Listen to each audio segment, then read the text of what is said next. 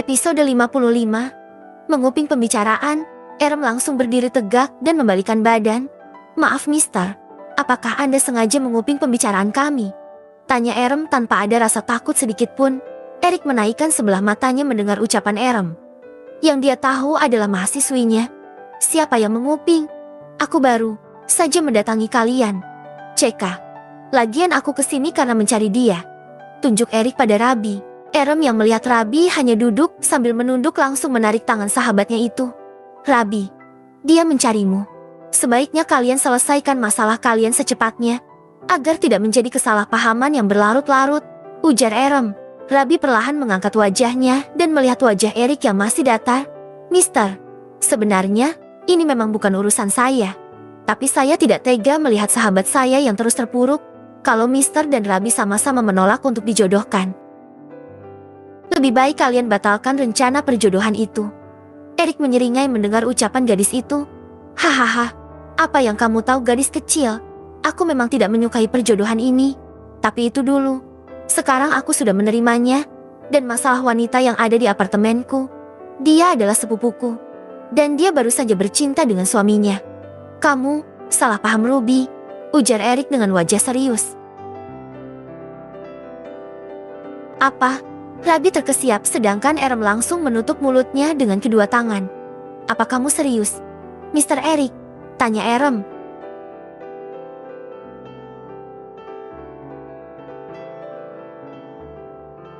Rabi masih diam mendengarkan penjelasan dari Erik.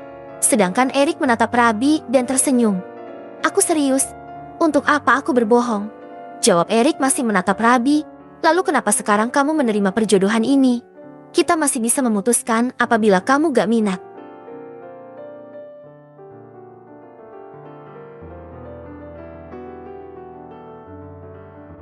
"Aku minat.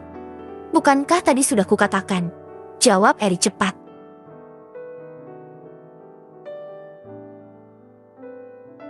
"Kenapa sekarang jadi minat?" cibir Rabi. "Karena sekarang aku tertarik padamu." Ruby tercengang. Dia tidak ingin percaya begitu saja terhadap orang tersebut. Tapi melihat sorot mata serius dari pria ini membuat Ruby ingin melihat seberapa tulus pria itu menginginkannya. Merasa seperti obat nyamuk saat berada di situ. Alhasil dia segera menyingkir perlahan untuk memberi ruang bagi kedua insan itu untuk menyelesaikan masalah mereka.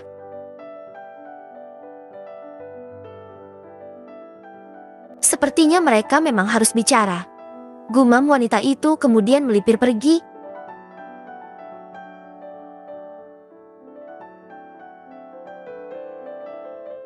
Angga menjemput Erem dan langsung mengajaknya pergi makan malam di restoran mewah. "Apa kamu suka suasana restoran ini, sayang?" tanya Angga. Ara mengangguk. "Sangat romantis. Apakah kita makan malam seperti orang-orang berkencan? Mungkin bisa jadi kita menamakannya date.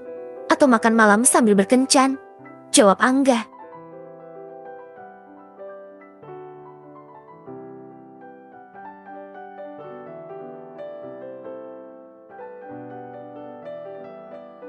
"Terima kasih, sayang," ucap Erem menyentuh tangan Angga dan menggenggamnya. Hal itu tidak Angga sia-siakan dengan mengecup punggung tangan sang kekasih dengan lembut. Angga dan Erem saat ini telah menikmati makanannya dengan suasana romantis. Angga pun tidak segan untuk menyuapi kekasihnya itu. "Apa kita akan pulang ke Indonesia untuk menghadiri acara pertunangan Delo dan Erlan?" tanya Erem.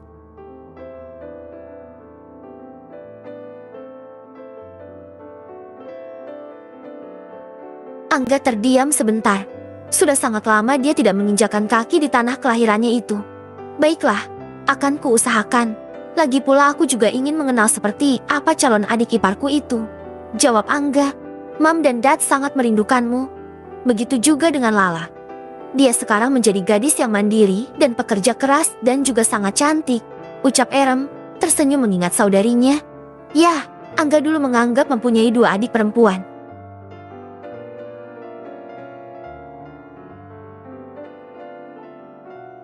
Della adalah adik kandungnya dan Erem adalah adik angkat anak dari om dan tantenya yang telah meninggal sejak Erem masih kecil. Dia dulu juga masih begitu kecil ketika Erem tinggal bersama mereka.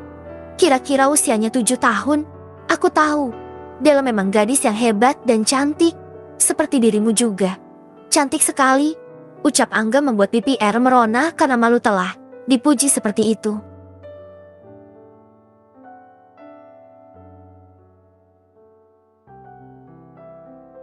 Ya, tidak dipungkiri jika yang memuji kita orang yang kita cintai, tentu efeknya akan beda dengan pujian dari orang lain. Erem sudah terbiasa mendapatkan pujian dari pria di luar sana, tetapi itu sama sekali tidak berpengaruh kepadanya. Berbeda dengan Angga, entah kenapa dia selalu bersemu jika Angga memujinya seperti itu. Angga, apakah kamu tidak ada wanita sebelumnya? Maksudku selama di London, tanya Erem.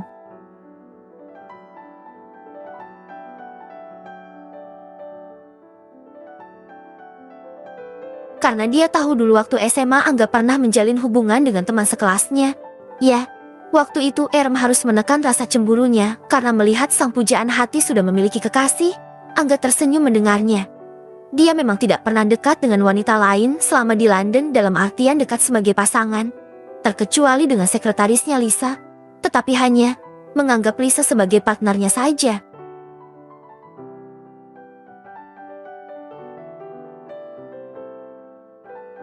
Dia hanya terburu-buru karena ingin menekan perasaannya terhadap Erem waktu itu.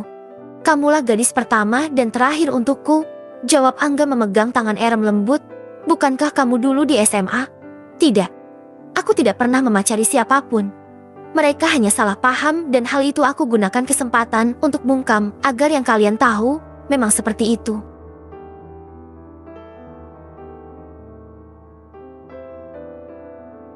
Karena aku hanya ingin menjaga hatiku yang makin tergila-gila padamu. Erem melongo tidak percaya. Angga kembali menggenggam tangan wanitanya itu. Dia mengecup punggung tangan Erem berkali-kali. Suasana berubah menjadi semakin romantis ketika ada seorang pemain piano memainkan tepat di dekat mereka.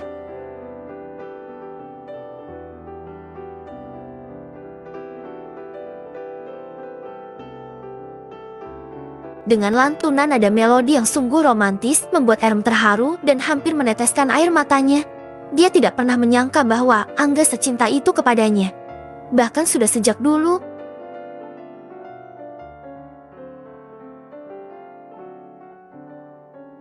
Lagu ini mewakili perasaanku padamu sayang, ucap Angga mengecup tangan Erem.